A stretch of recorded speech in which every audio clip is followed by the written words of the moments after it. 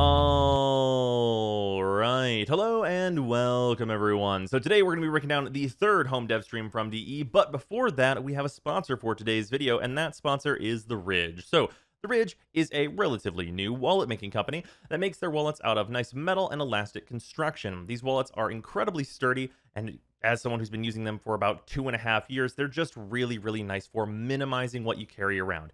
You don't need to carry around a bunch of extra junk. You don't need to carry around change. You don't want to carry around cash, probably. And you probably also don't want to stuff your wallet with receipts. And this wallet just carries the essentials. You can either get a money clip or a cash band to carry anything you might come across as you're out and about. But these wallets are sleek and efficient. If you'd like to get a discount on these, I have a 10% discount code if you go to theridge.com/brozime and use the promo code Brozime. Thank you so much to The Ridge for sponsoring this video. Now let's get into this. Okay, with our sponsor out of the way, let's get into this Devstream breakdown. We have quite a bit to talk about, and of course the most important thing to talk about is the new hard mode stuff they talked about on today's stream, but let's go through all of it. First and foremost, there is a Nightwave upcoming next week. That is going to go live on all platforms at the same time, and it is also going to include the Ash Deluxe, which I still think looks a whole lot more like an Inaro skin than an Ash skin, but whatever, it's coming out. Obviously, that's going to be really nice. I want another Nightwave to do, especially with the new rewards they've shown off in the past, so that's going to be very nice working through that each week on having kind of Nightwave stuff that I care about doing once again. That'll be very good. However, the Ash Deluxe is weirdly not coming with the Ash Laverian. The Ash Laverian is going to be after that. And Ash is, of course, with that, going to get his Prex card that goes with the Laverian. So they're kind of just adding in the old Warframes and giving them their lore and Laverian and stuff. Still happy with how that stuff has been working out. However, also we learned on today's stream that the Deadlock Protocol may not be this month and might be in June, which is unfortunate. I really feel like, following on the Railjack revisited stuff and all that stuff that I feel like DE has been actually like really hitting on and doing well, that we really need a major update this month. So hopefully it comes out, because everything they've shown about it, I'm very excited for. But I really feel like DE needs just a second big win after the Railjack revisited to kind of get back on track with content updates being seen as a good thing as opposed to a potentially huge negative. Hopefully we get that. With that, though, we also got some details on TennoCon stuff, and that is basically that what is going to come in the digital pack that they're going to be releasing. There are going to be 2 emotes and a sigil.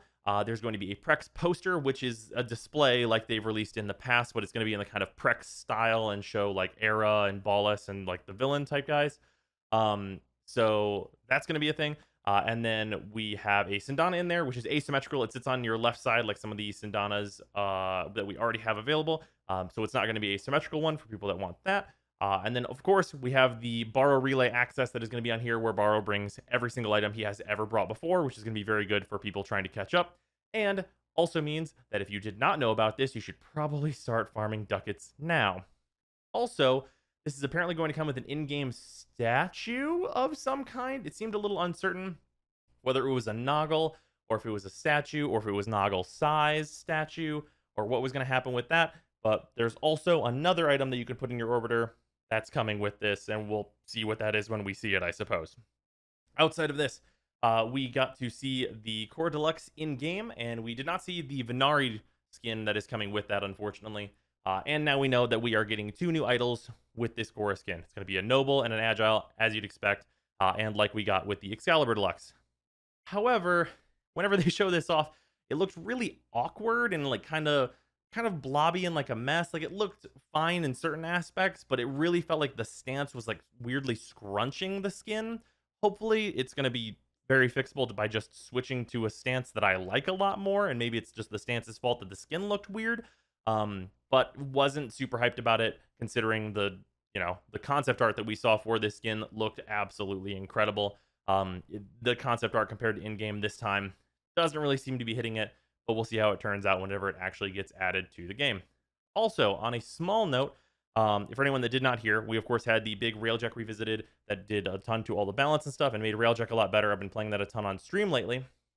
We are also, on the second part of that, Scott is working on a Railjack Intrinsics revisit, which of course we already know about from the patch notes, but I just wanted to mention it here, that the intrinsic stuff is getting looked at for more effective things to be put into like the top end of the intrinsic scale, it seemed like, to have more impactful things that are actually worth going and getting for you to, get your Railjack Intrinsics to 10, which takes quite a bit of farm, although of course significantly less than it took previously.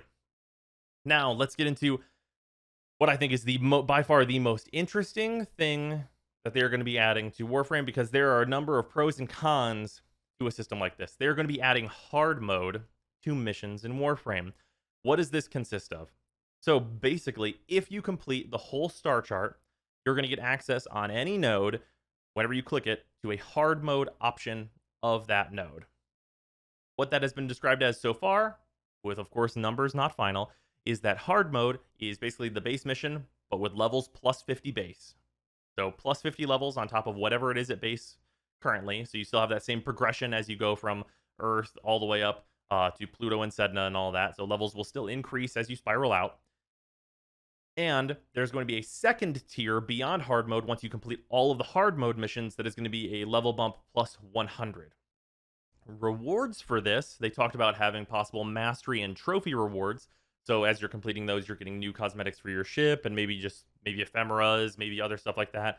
And that sounds great. And the mastery stuff sounds interesting and like a good base reason to go and do it. However, I would like to offer some reward ideas that I have for this that I think might be interesting and maybe involve people a little more in actually wanting to go and do this content, maybe at least a little bit more regularly.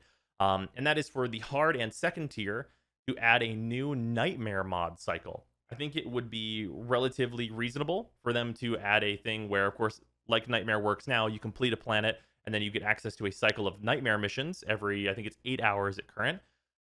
And you complete those and you get a random nightmare mod. Adding a nightmare cycle of mods for hard mode and then a nightmare cycle of mods for the second tier, I think would be really beneficial. And even if it's only 3 per tier, I think that'd be really nice as just an incentive for people to go do an even harder mission to get a special mod reward. What those mods are going to be, obviously they would just be, nightmare mod style where they have 2 stats. But I think that would be a really interesting thing to give people a reason to be like, I'm going to complete this planet so I can do the nightmare missions here so I can get these new mods. I think that's a good cycle to get people into at least getting through hard mode and then getting to that second tier. And then once you're in that second tier, getting those nightmare mods becomes like an incentive to complete these planets. Also, I think refined relics and rotations on these harder difficulties would make a ton of sense. Obviously, ESO is currently doing that, and I think ESO is one of the best places to get relics just because it's like pumping you out radiance. Doing that for hard mode and for the second tier, I think would be really smart because you would be doing those rotations and then essentially farming traces at kind of the same time. I think that's a really good way to incentivize people to actually do the endless missions in those harder difficulties where otherwise they may go 5 minutes and duck out of there just to get the completion rewards. On top of that, I think it would be really appropriate for these harder modes to have a shifted mod drop chance. What I mean by that is that at current, we have, let's say, an elite lancer, and they have a certain chance to drop a thing. Let's say it's a 15% chance when you kill this enemy for them to drop a mod. And then inside of that chance, you have like the 1% chance for them to drop their rarest mod and so on and so forth. And like most times they're going to drop a common and all that. Just boosting the general chance for an enemy to drop a mod, I think would be a really good, just wide ranging increase across the board. Because by increasing the just chance to drop a mod in general, you're not increasing the drop chance of, say, like the 1% drop chance on condition overload or whatever. But you are increasing the density of drops that you're going to be getting, which I think would feel really nice overall because you would just see this like second tier. Maybe you bump it up to from 15% to like 40% of a chance to drop a mod. So you're getting tons and tons of mods, which means you're either converting those into endo or you're getting mods you don't have yet because you're being rewarded for doing those harder missions, and just killing enemies there is intrinsically more rewarding. I think that would be really appropriate as well.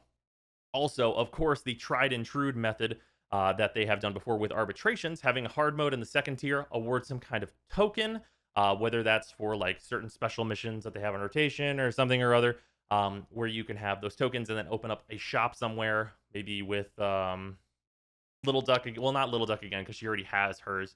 But just give one of the NPCs like a shop where they have like the hard mode shop, maybe the business or somebody, where you can use tokens to get some kind of evergreen rewards maybe, or just some kind of extra incentive to do this mode. I just really think that this will be really good for Warframe and increasing the level of missions that people generally want to do. It just needs a kind of varied amount of reward increases to get people to do a bunch of different things, as opposed to hard mode being a complete it all once, get all the cosmetics, and then never do it again, because there's no other new stuff there. So yeah, that's like honestly, I think by far hard mode and like the implications for it in terms of like reward increases and changes and new stuff is by far the most interesting thing they talked about in the dev stream today. Hopefully we see like just a bunch of cool things with it. Steve seemed to think that we could get this as early as next week, but I'm honestly on the doubt train for that if it's going to be implemented in a way that is really involved and good. So yeah, hopefully it's not next week and maybe a little later with some content to back it up. But yeah, that is going to do it for today's dev stream. Thank you all for hanging out, and I will see you tomorrow.